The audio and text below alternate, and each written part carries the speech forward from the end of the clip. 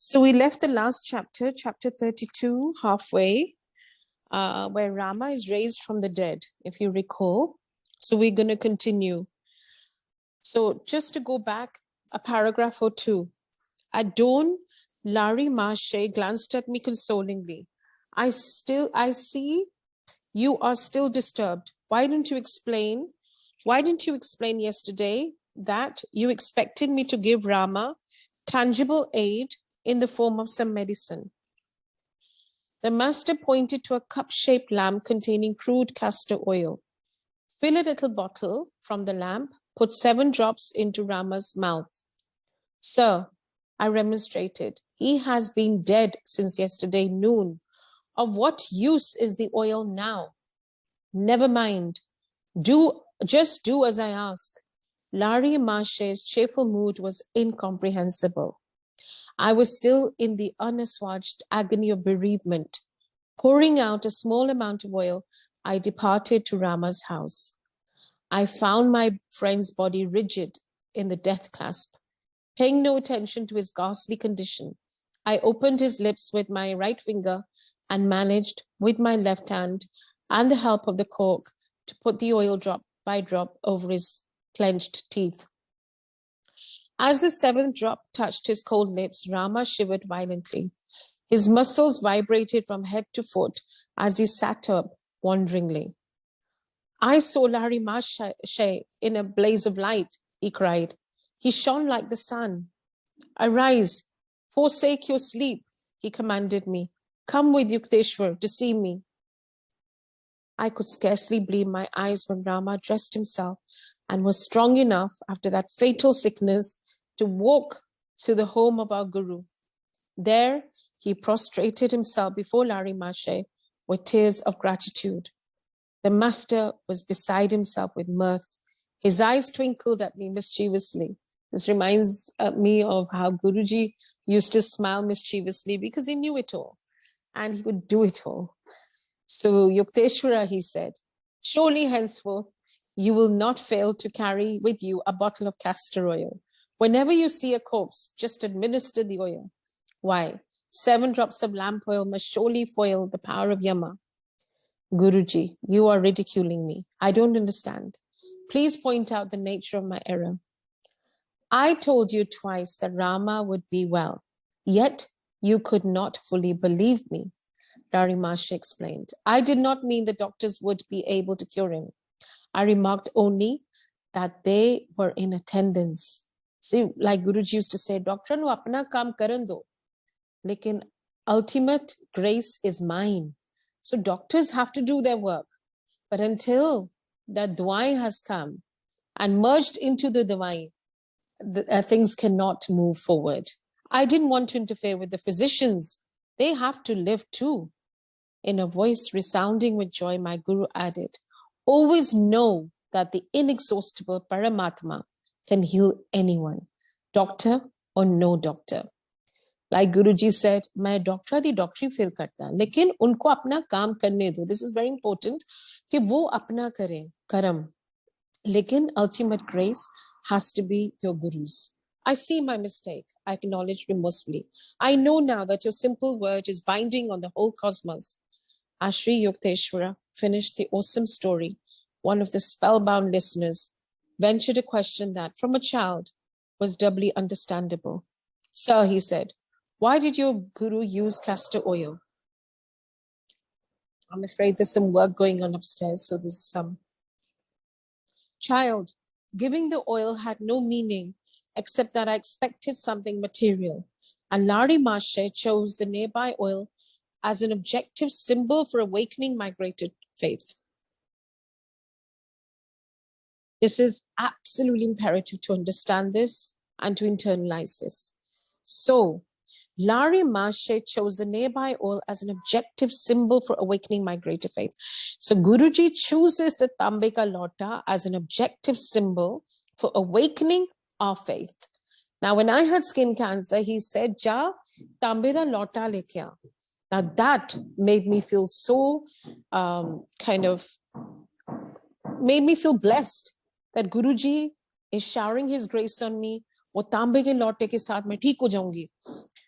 And that was only to awaken my greater faith, because the tambe ka lota has nothing to do with anything. It is his grace, his love, his healing powers. But it was just that we need something tangible. The master allowed Rama to die because I had partially doubted. But the divine guru knew that inasmuch, I hope you're not getting disturbed by the noise. Can you even hear it? So I can hear it, of course. Please stop. The master allowed Rama to die because I had partially doubted. But the divine guru knew that inasmuch as he had said the disciple would be well, the healing must take place. Even though he had to cure Rama of death, a disease usually final. Sri Yukteswara dismissed the little group and motioned me to a blanket seat at his feet. Yogananda, he said, with unusual gravity, you have been surrounded from birth by direct disciples of Lari Mashe. The great master lived his sublime life in partial seclusion and steadfastly refused to permit his followers to build any organization around his teachings. He made, nevertheless, a significant prediction. After 50 years, about 50 years after my passing, he said, my life will be written because of a deep interest in yoga, which the West will manifest. The yogic message will encircle the globe and aid in establishing that brotherhood of man, which results from direct perception of the one Father. My son Yogananda, Sri Yukteswar went on, you must do your part in spreading that message and in writing that sacred life. So from time to time, a divine form descends the earth, as did Guruji, as did Sri Yukteswara and Yogananda. And they tell us, teach us to spread the message of divinity. 50 years after Lari Mashe's passing in 1895, culminated in 1945, the year of completion of his present book. I cannot but be struck by the confidence that the year 1945 has also ushered in a new age, the era of revolutionary atomic energies. All thoughtful minds turn, as never before, to the urgent problems of peace and brotherhood, lest the continued use of physical force banish all men along with the problems. Though the human race and its works disappear tracelessly by time or bomb, the sun does not falter in its course. The stars keep their invariable vigil. Cosmic law cannot be slayed or changed, and man would do well to put himself in harmony with it. Times change, and we change with it. But the laws that govern our lives, they are constant. Law of attraction, law of synchronicity, and there's so many other laws which govern our lives that never changes. The law of karma. So we cannot toy with the laws that governs our lives and the entire universe. If the cosmos is against might, if the sun wars not with the planets but retires at due time to give the stars their little sway, what avails our mailed fist? Shall any peace indeed come out of it? Not cruelty, but good will arms the universal sinews.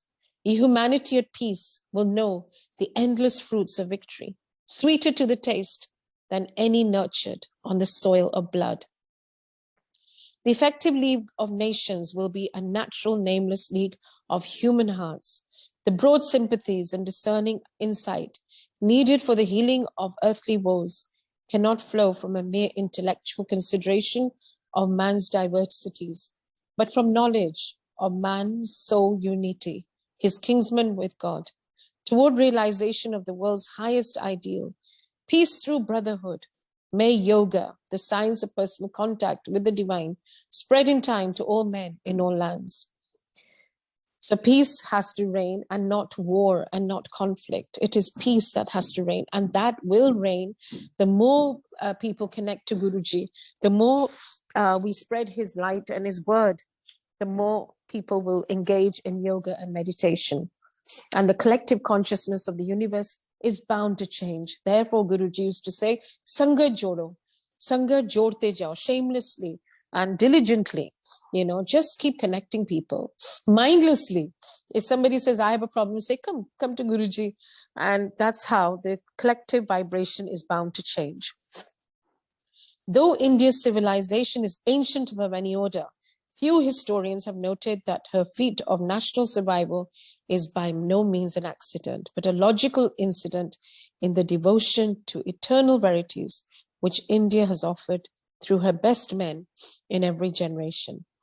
By sheer continuity of being, by transitivity before the ages, can dusty scholars truly tell us how many?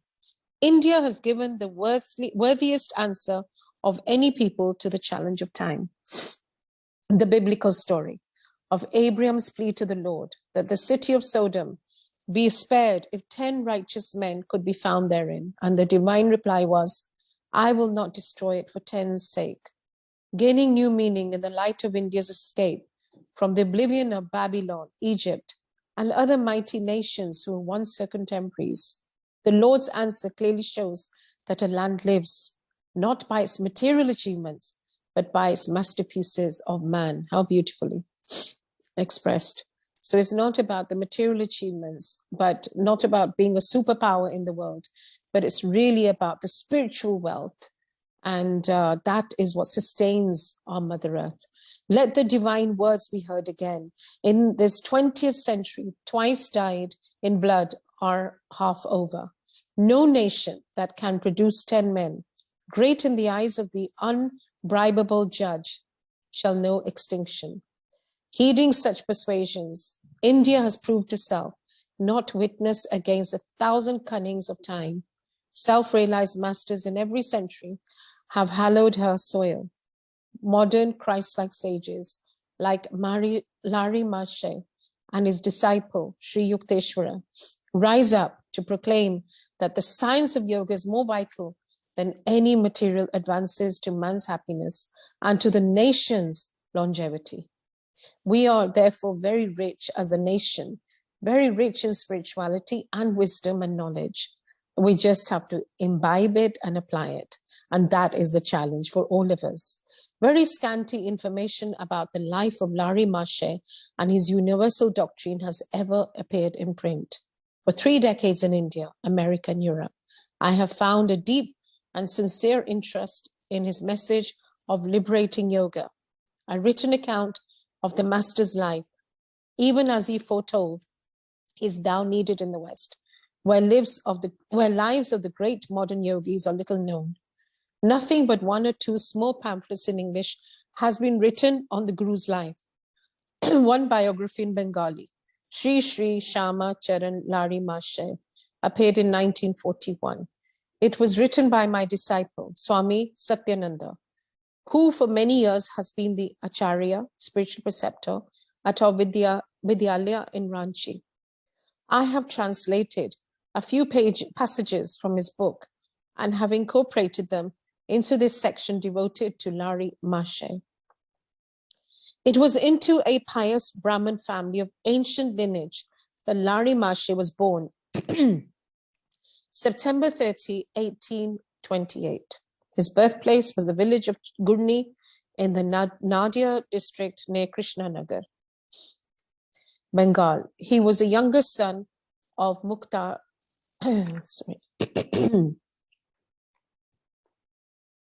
He was the younger son of Mukta Kashi, the second wife of the esteemed Gaur Mohan Lari. His first wife, after the birth of 3 sons, had died during a pilgrimage. The boy's mother passed away during his childhood. Excuse me.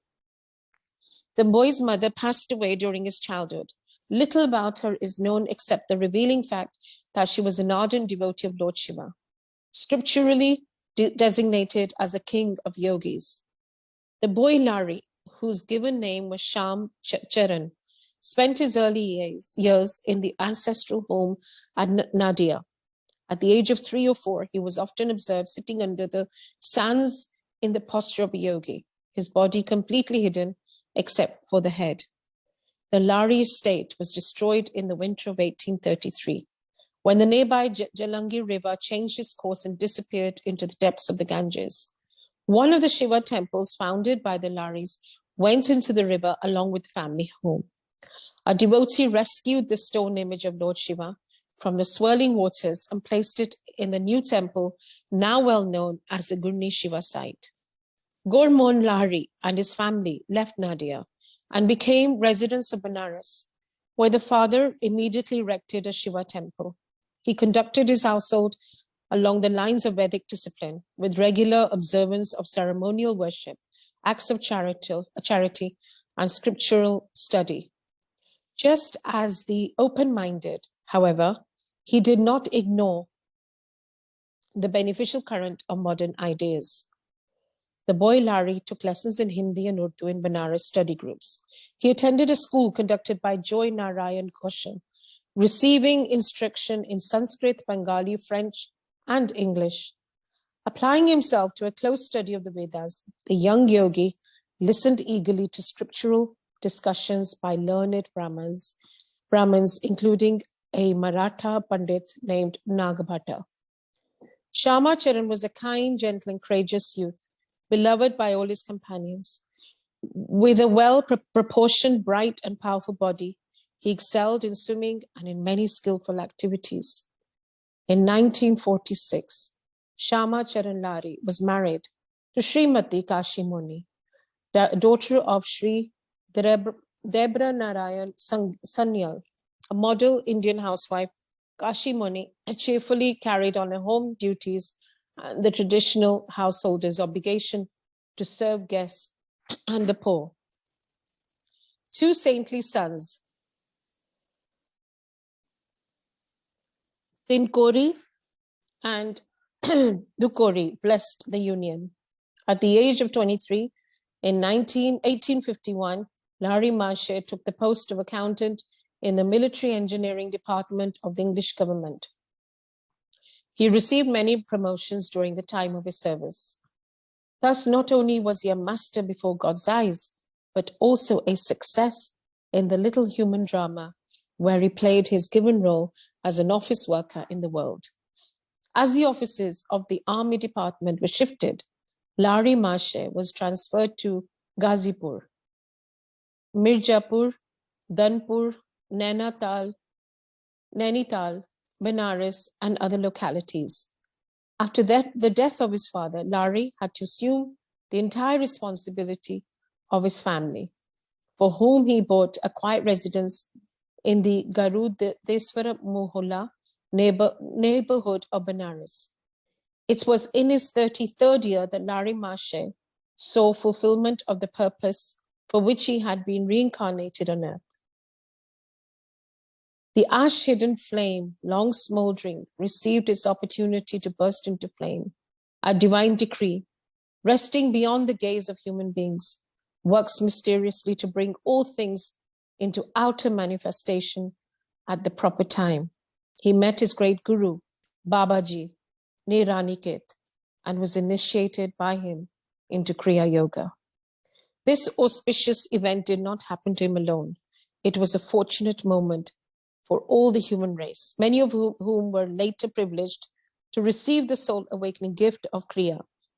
The lost or long vanished highest art of yoga was again being brought to light.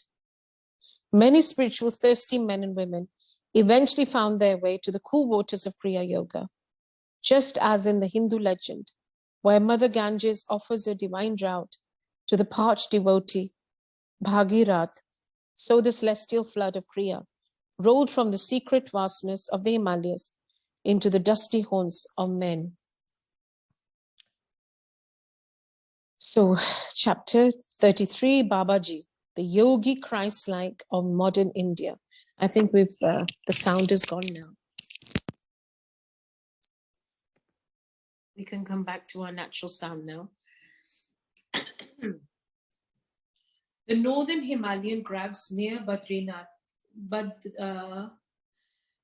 Badrinarayan are still blessed by the living presence of Babaji, Guru of Lari Mashe.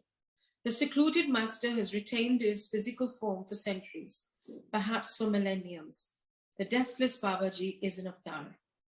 This Sanskrit word means descent. Its roots are ava, down, and 3 to pass. In the Hindu scriptures, avatar signifies the descent of divinity into flesh. So as many believe that Guruji is Shivji's avatar, he is the Mahashiv, he is a creator of the universe, and he descended the earth in a time when mankind needed to be uplifted. Otherwise, he said, mankind is going into darkness. So we needed to be lifted to seek the light. None of us were seeking the light. We were living our mundane lives, sleepwalking through life, not really knowing where to focus. And Guruji has given us a direction, focus, a sense of purpose and meaning to our lives. It is a great gift in itself to know where we are going. Doesn't matter where we're coming from, but now we know where we are going, all of us. So that target, that goal post he's given us, which is a huge gift from divinity to us. And the greatest gift is his presence in our lives. So the fact that he descended the earth for us is a huge gift to humanity. Babaji's spiritual state is beyond human comprehension. Sri Yukteswara explained to me. The dwarfed vision of men cannot pierce to his transcendental star. One attempts in vain, even to picture the avatar's attainment. It is inconceivable. The Upanishads have minutely classified every stage of spiritual advancement as Siddha, perfected being, has progressed from the state of Jivan Mukta, freed from while living, to that of a Paramukta, supremely free, full power over death. The latter has completely strayed from the Mayic thraldom and its reincarnational round. The Paramukta, therefore, seldom returns to a physical body. If he does, he is an avatar, a divinely appointed medium of supernal blessings on the world. An avatar is unsubject to the universal economy. His pure body, sometimes visible as only a light image, is free from any debt to nature. The casual gaze may see nothing extraordinary in an avatar's form, but it casts no shadow, nor makes any footprint on the ground. These are outward symbolic proofs of an inward lack of darkness and material bondage. Such a God-man alone knows the truth behind the relativities of life and death. Omar Khayyam, so grossly misunderstood, sang of his liberated man in his immortal scripture, the Rubaiyat. Ah, moon of my delight, ah, moon of my delight, who knowest no wane. The moon of heaven is rising once again. How oft hereafter rising shall she look through this same garden after me in vain. The moon of delight is God, eternal Polaris, Anachronous, never. The moon of heaven is the outward cosmos, fettered to the law of periodic recurrence. His chains has been dissolved forever by the Persian seer through his self-realization. How oft hereafter rising shall she look after me in vain? What frustration of search by a frantic universe for an absolute omission. Christ expressed his freedom in another way, and a certain scribe came and said unto him, Master, I will follow thee whithersoever thou goest. And Jesus said unto him, the foxes have holes, and the birds of the air have nests, but the Son of Man hath nowhere to lay his head. Spacious and with omnipresence, could Christ indeed be followed except in the overarching spirit? Krishna, Rama, Buddha, and Patanjali were among the ancient Indian avatars. A considerable poetic literature in Tamil has grown up around Agastya, a South Indian avatar.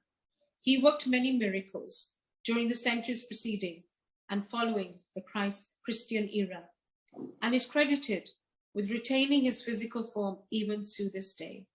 Babaji's mission in India has been to assist prophets in carrying out their special dispensations. He thus qualifies for the scriptural classification of Maha-Avatar. He has stated that he gave yoga initiation to Shankar, ancient founder of the Swami Yoga, and to Kabir, famous medieval saint. His chief 19th century disciple was, as we know, Larry Marche, revivalist of the lost Kriya art. The Maha-Avatar is in constant communion with Christ. Together they send out vibrations of redemption and have planned the spiritual technique of salvation for this age. The work of these two illumined masters, one with the body and one without it, is to inspire the nations to forsake suicidal wars, race hatreds, religious sectarianism, and the boomerang evils of materialism. Babaji is well aware of the trend of modern times, especially of the influence and complexities of Western civilization, and realizes the necessity of spreading the self-liberations of yoga equally in the West and in the East. That there is no historical reference to Babaji need not surprise us. The great Guru has never openly appeared in any century. The misinterpreting glare of publicity has no place in his millennial plans. Like the creator, the soul but silent power, Babaji works in humble obscurity.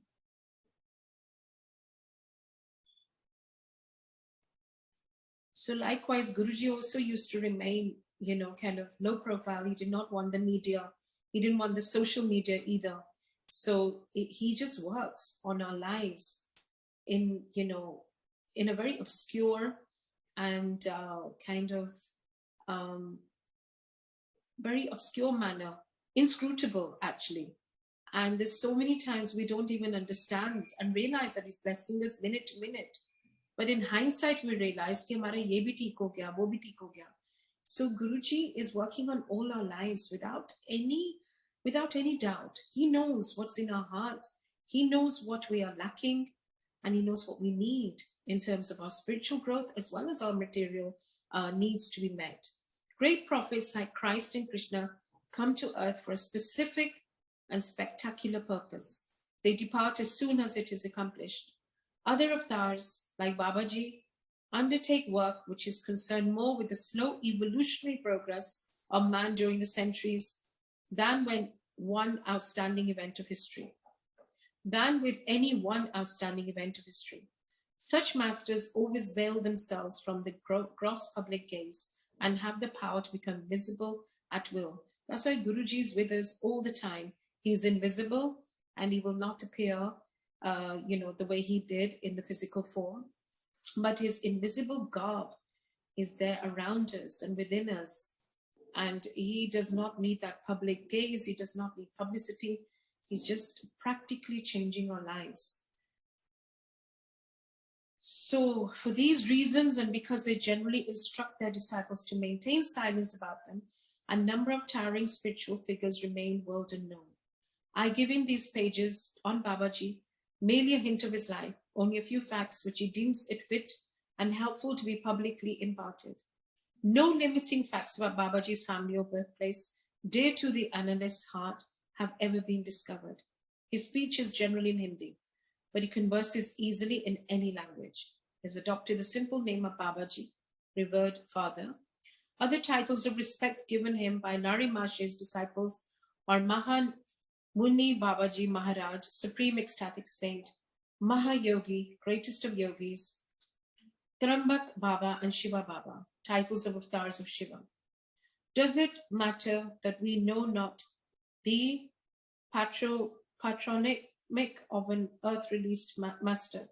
Whenever anyone utters with reverence the name of Babaji, Larry Marche said that devotee attracts an instant spiritual blessing. Just saying Jai Guruji, sometimes we just feel elevated and we receive that blessing. I really believe that. Then the more we stay in his space, the more we recite the mantra jap, the more we remember Guruji and really revere him in our heart, and the more blessings we are receiving. The deathless Guru bears no marks of age on his body. He appears to be no more than a youth of 25, fair-skinned, of medium build and height. Babaji's beautiful, strong body radiates a perceptible glow. His eyes are dark, calm, and tender. His long, lustrous hair is copper-colored. A very strange fact is that Babaji bears an extraordinary exact resemblance to his disciple, Larry Marche. The similarity is so striking that in his later years, Larry Marshay might have passed as the father of the youthful-looking Babaji. Swami Kebalananda, my saintly Sanskrit tutor, spent some time with Babaji in the Himalayas. The peerless master moves with his group from place to place in the mountains. Kebal Ananda told me his small band contains 2 highly advanced American disciples. After Babaji has been in one locality for some time, he says, Dera Danda Uthao, let us lift our camp and start. He carries a symbolic danda, bamboo staff. His words are the signal for the moving with his group instantaneously to another place. He does not always employ this method of astral travel. Sometimes he goes on foot from peak to peak. Babaji can be seen or recognized by others only when he so desires. He is known to have appeared in many slightly different forms to various devotees, sometimes without beard and moustache, and sometimes with them. As his undecaying body requires no food, the master seldom eats. As a social courtesy to visiting disciples, he occasionally accepts fruits or rice cooked in milk and clarified butter. 2 amazing incidences of Babaji's life are known to me. Kebalananda went on. His disciples were sitting one night around a huge fire which was blazing for a sacred Vedic ceremony. The master suddenly seized a burning log and lightly struck the bare shoulder of a chela who was close to the fire. So how cruel, Larry Marshay, who was present, made this remonstrance.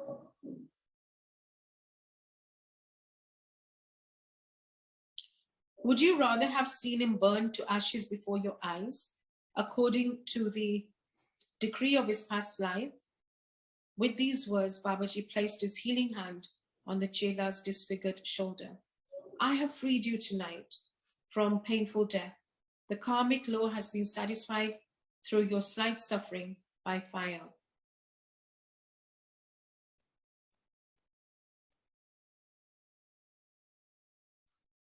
So he reduced, basically like what Guruji does, he reduces our karmic debt that we have to pay.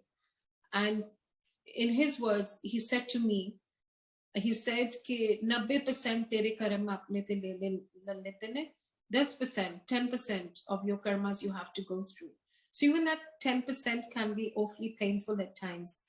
But imagine if we had to go through it alone, without his grace, without his hand, 100%. It would have been a very difficult and very, very laborious journey. But he has really lightened our load. And therefore, we must live by his hukam as much as we can to excel on this journey.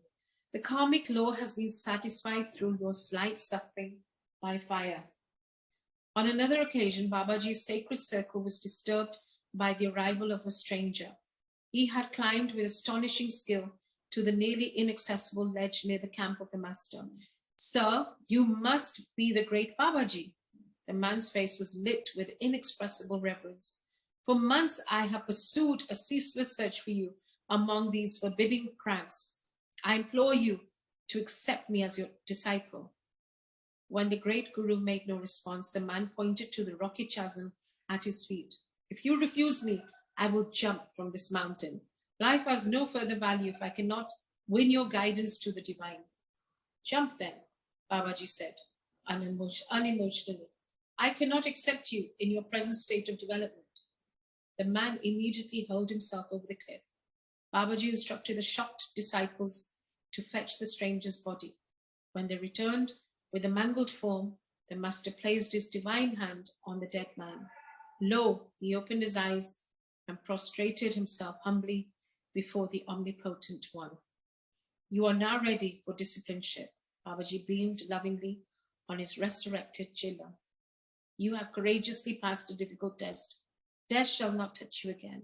Now you're one of our immortal flock. Then he spoke his usual words of departure.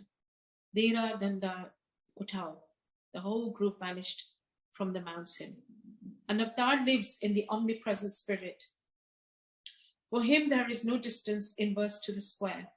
Only one reason, therefore, can motivate Babaji in maintaining his physical form from century to century: the desire to furnish humanity with a concrete example of its own possibilities. Were man never vouchsafed a glimpse of divinity in the flesh, he would remain oppressed by the heavy Mayak delusion that he cannot transcend his mortality. So Guruji has shown us that there is a possibility in this lifetime, in this incarnation, that we can seek our own divinity within us, within, like it says, divinity in the flesh. And he's given us that hope and also the tools, the way to find the divinity and to awaken the divinity within us. He has given us everything that we need. Now we need to simply practice it arduously, ardently, daily, minute to minute. We must remember him. And that awakening happens on its own because that is his grace. But we must diligently remember him. He would remain oppressed by the very heavy Maya delusion, which we have been. We've been carrying a heavy Maya delusion all our lives until we met Guruji. And then he lifted our load and he lifted us. And before I met Guruji, I thought there's nothing I can do to lighten my load and to transcend my mortality. Jesus knew from the beginning the sequence of his life. He passed through each event, not for himself, not from any karmic compulsion, but solely for the upliftment of reflective human beings. His four former disciples, Matthew, Mark, Luke, and John, recorded the ineffable drama for the benefit of later generations. For Babaji also, there is no relativity of past, present, and future. From the beginning, he has known all phases of his life, yet accommodating himself to the limited understanding of men, he has played many acts of his divine life in the presence of one or more witnesses. Thus it came about that his disciple of Lari Mashe was present when Babaji deemed the time to be right for him to proclaim the possibility of bodily immortality. He uttered this promise before Ram Gopal Muzumdar, that it might finally become known for the inspiration of other seeking hearts. The great ones speak their words and participate in the seemingly natural course of events solely for the good of man, even as Christ said, Father, I knew that thou hearest me always, but because of the people which stand by, I said it, that they may believe that thou hast sent me. Thou hast sent me. During my visit at Rambajpur with Ram Gopal, the sleepless saint, he related the wondrous story of his first meeting with Babaji. I sometimes left my isolated cave to sit at Lari Mashe's feet in Banaras, Ram Gopal told me. One midnight, as I was sitting silently meditating in a group of his disciples, the master made a surprising request. Ram Gopal, he said, go at once to the Samed bathing ghat. The Samed bathing ghat. I soon reached the secluded spot. The night was bright with moonlight and the glittering stars. After I sat in patient silence for a while, my attention was drawn to a huge stone slab near my feet. I rose gradually, revealing an underground cave. As the stone remained balanced in some unknown manner, the draped form of a young and surpassingly lovely woman was levitated from the cave high into the air. Surrounded by a soft halo, she slowly descended in front of me and stood motionless. Steeped in an inner state of ecstasy, she finally stirred and spoke gently. I am Mataji, the sister of Babaji. I have asked him, and also Lari Mashe, to come to my cave tonight to discuss a matter of great importance. A nebulous light was rapidly floating over the Ganges. The strange luminescence was reflected in the opaque waters. It approached nearer and nearer, until with a blinding flash, it appeared by the side of Mataji and condensed itself instantly into the human form of Lari Mashe. He bowed humbly at the feet of the woman saint. Before I had recovered from my bewilderment, I was further wonderstruck to behold a circling mass of mystical light traveling in the sky. Descending swiftly, the flaming whirlpool neared our group and materialized itself into the body of a beautiful youth, who, I understood at once, was Babaji. He looked like Lari Mashe. The only difference being that Babaji appeared much younger and had long bright hair. Lari Mashe, Mataji, and myself knelt at the Guruji's feet. An ethereal sensation of beauty, glory thrilled every fiber of my being as I touched his divine flesh. Blessed sister, Babaji said, I am intending to shed my form and plunge into the infinite current. I have already glimpsed your plan, beloved master. I wanted to discuss it with you tonight. Why should you leave your body? The glorious woman looked at me beseechingly. What is the difference if I were a visible or invisible wave on the ocean of my spirit? Mataji replied with a quaint flash of wit. Deathless Guru, if it makes no difference, then please do not ever relinquish your form. Be it so, Babaji said solemnly. I will never leave my physical body. It will always remain visible to at least a small number of people on this earth. The Lord has spoken his own wish through your lips. As I listened in awe to the conversation between these exalted beings, the great Guru turned to me with a benign gesture. Fear not, Ram Gopal, he said. You are blessed to be a witness at the scene of this immortal promise. As the sweet melody of Baba's voice faded away, his form and that of Lari Mashi slowly levitated and moved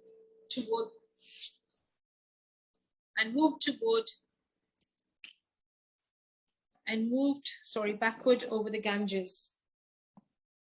An aerial of dazzling light templed their bodies as they vanished into the night sky. Mataji's form floated to the cave and descended.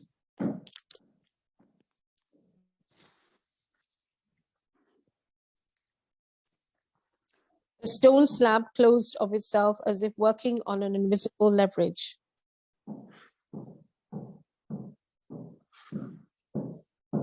Infinitely inspired, I wended my way back to Lari Mashe's place.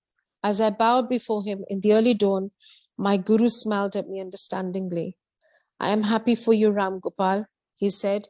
The desire of meeting Babaji and Mataji, which you have often expressed to me, has found at last a sacred fulfillment.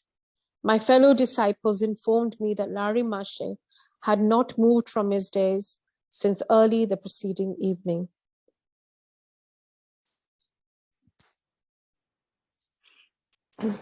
He gave a wonderful discourse on immortality after you had left for the Dasamed Ghat.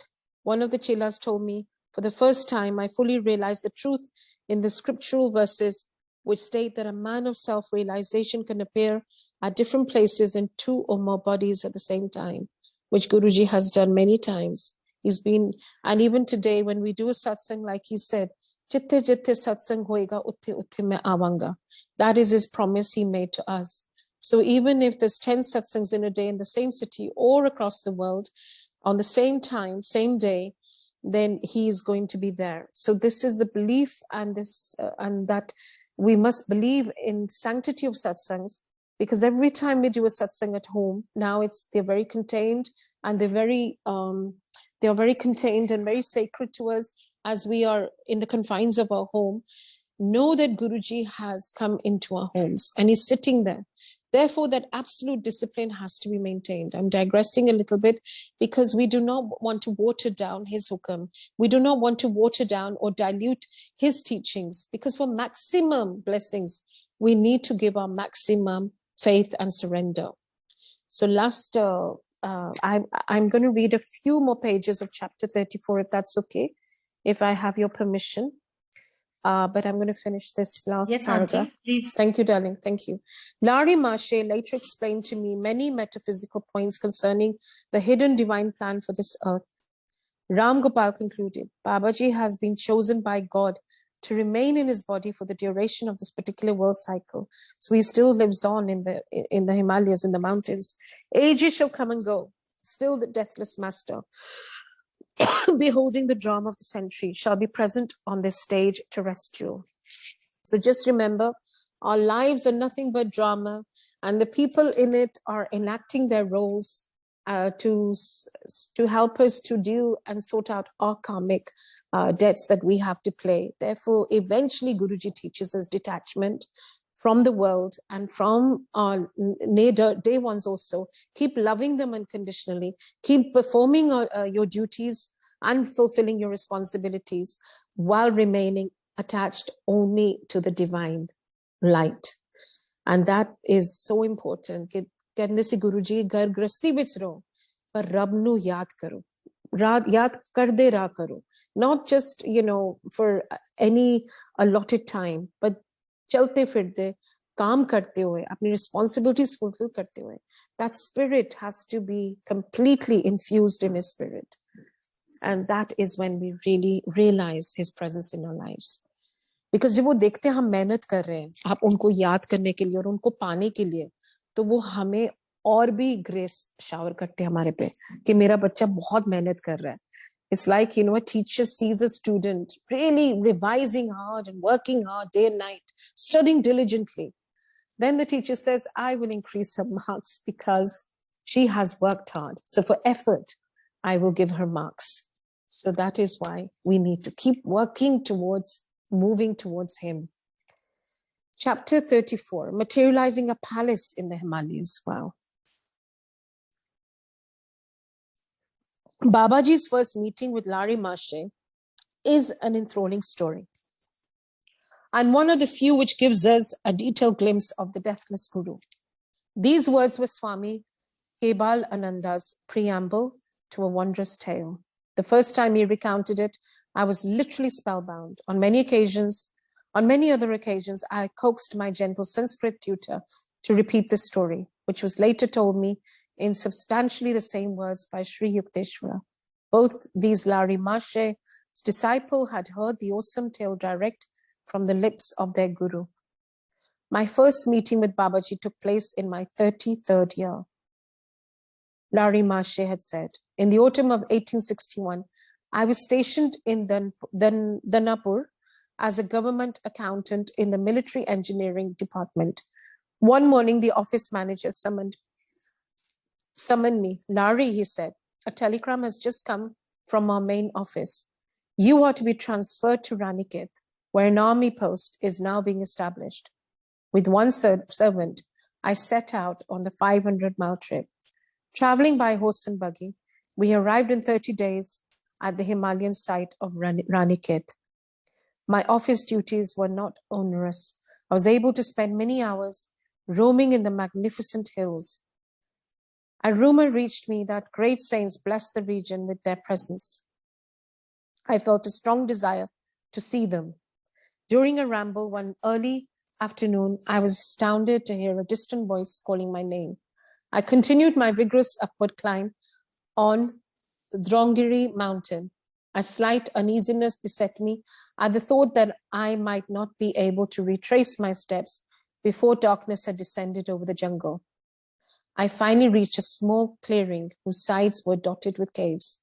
On one of the rocky ledges stood a smiling young man, extending his hand in welcome. I noticed with astonishment that for his copper-colored hair, he bore a remarkable resemblance to myself. Lari, you have come. The saint addressed me affectionately in Hindi. Rest here in this cave. It is I who have called you.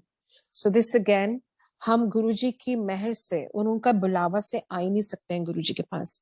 So when I used to be sitting there, Guruji, used to say, some people used to come completely unannounced, and he said, "Aa gaya." And it's almost like I have called you. So up to aa gaya and sahi jagah aa gaya. As we all have, we've come to the right place. And even just listening into this book and listening into the pages of this wonderfully written book is his grace itself, because a lot of people have not graduated to this. In fact, I hadn't when Guruji told me many years ago. He said the book par Autobiography of Yogi. I would touch it, I would peruse the pages, but not really imbibe the teachings that lay in the book. These pearls of wisdom only come to us when we are ready to receive them. So, Lari, you have come. The saint addressed me affectionately in Hindi. Rest here in this cave. It was I who called you. I entered a neat little grotto which contains several woolen blankets and a few begging bowls. Lari, do you remember that seat? The yogi pointed to a folded blanket in one corner. No, sir. Somewhat dazed at the strangeness of my adventure, I added, I must leave now before nightfall. I have business in the morning at my office. The mysterious saint replied in English, the office was brought for you, and not you for the office. I was dumbfounded that this forest ascetic should not only speak English, but also paraphrase the words of Christ. I see my telegram took effect. The yogi's remark was incomprehensible to me. I inquired his meaning.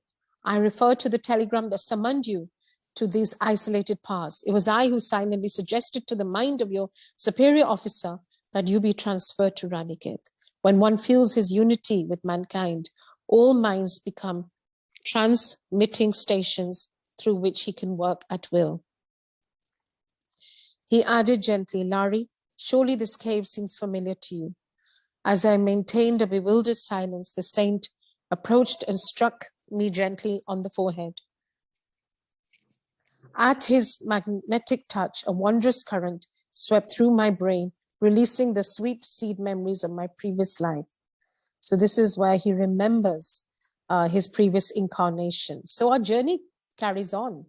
So whatever we learn now and whatever we have achieved in our spiritual, whatever we have, I would say, earned in our spiritual bank is carried forward. It is never in vain. Nothing that we do, which is related to Guruji and related to our divine growth, is not in vain, ever. It just goes forward. I remember my voice was half choked with joyous sobs. You are my Guru, Babaji, who has belonged to me always. So therefore, again remembering Guruji's words, priceless words, कोई नवा नहीं, कोई पुराना नहीं, क्योंकि ये जन्म जन्म का रिश्ता है आपका भगवान के साथ. तो कौन कब connect हुआ, किस जन्म में, किस incarnation में, that only Guruji keeps a record of. Scenes of the past arise vividly in my mind. Here in this cave, I spent many years of my last incarnation, and as ineffable recollections overwhelm me, I tearfully embrace my master's feet. For more than 3 decades, I waited for you here, waited for you to return to me. Babaji's voice rang with celestial love. You slipped away and vanished into the tumultuous waves of the life beyond death. The magic wand of your karma touched you, and you were gone. Though you lost sight of me, never did I lose sight of you. I pursued you over the luminescent astral sea where the glorious angels sail. Through gloom, storm, upheaval, and light, I followed you, like a mother bird guarding her young. As you lived out your human term of womb life and emerged a babe, my eye was ever on you. How beautiful. When you covered your tiny form in the lotus posture under the Nadia suns in your childhood, I was invisibly present. Patiently, month after month, year after year, I have watched over you, waiting for this perfect day. Now you are with me. Lo, here is your cave, loved of yore. I have kept it ever clean and ready for you. Here is your hallowed asan blanket, where you sit daily sat to fill your expanding heart with God. Behold, there your bowl, from which you often drank the nectar prepared by me. See how I've kept the brass cup brightly polished, that you might drink again therefrom. My own, do you now understand? Wow, so Guruji calls his bhakts when he deems fit for them to be called upon. Because if we are lost in the sea of materialism and the worldly maya, then we are not ready. But when we are ready, when we have an appetite, an insatiable appetite, then he calls us and then he gives us the nectar. My Guru, what can I say? I murmured brokenly. Where has one ever heard of such deathless love? I gazed long and ecstatically on my eternal treasure, my Guru in life and death. Lari, you need purification. Drink the oil in this bowl and lie down by the river. Babaji's practical wisdom, I reflected with a quick, reminiscent smile, was ever to the fore. I obeyed his directions. Though the icy Himalayan night was descending, a comforting warmth and inner radiation began to pulsate in every cell of my body. I marveled. Was the unknown oil endued with the cosmic heat? Bitter winds whipped around me in the darkness, shrieking a fierce challenge. The chill wavelets of the Goaj River lapped now and then over my body, outstretched on the rocky bank. Tigers howled nearby. but my heart was free of fear. The radiant force newly generated within me conveyed an assurance of unassailable protection. Several hours passed swiftly. Faded memories of another life wove themselves into the present brilliant pattern of reunion with my divine Guru. So how beautiful that most of us, many of us, are meeting him for the umpteenth time, our Guruji. He has called us again in this incarnation because we were meandering through life's forest and the wilderness, and he brought us onto his path. And he's been watching over us at every phase of our lives, from birth to meandering through life's forest, as I say, and walking on the wild side and losing ourselves. He has called us to his domain at his lotus feet, and he is there to reform us. When he used to bless Sangat, he used to say, Hoon enu banda mein banata. And then if it was somebody who was not ready to receive his grace, he would say, let us try aage, because he's come to try me and to see if I can give her what she wants rather than what she needs. So in the realm of faith, we must keep patience, perseverance, and prayer, daily prayer. Even now we are in the wilderness of life where there's the pandemic and we are governed by certain laws.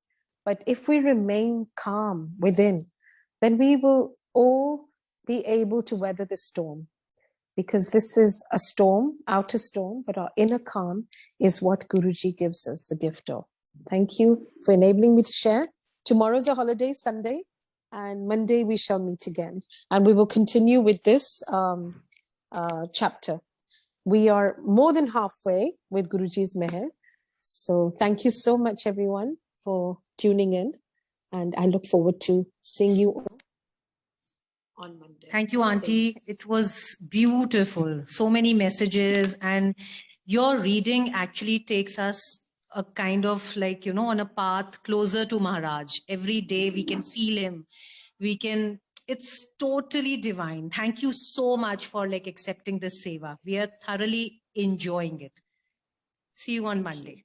Thank you. Thank you so much. Thank you for giving me this opportunity. Thank you. Thank you, Auntie.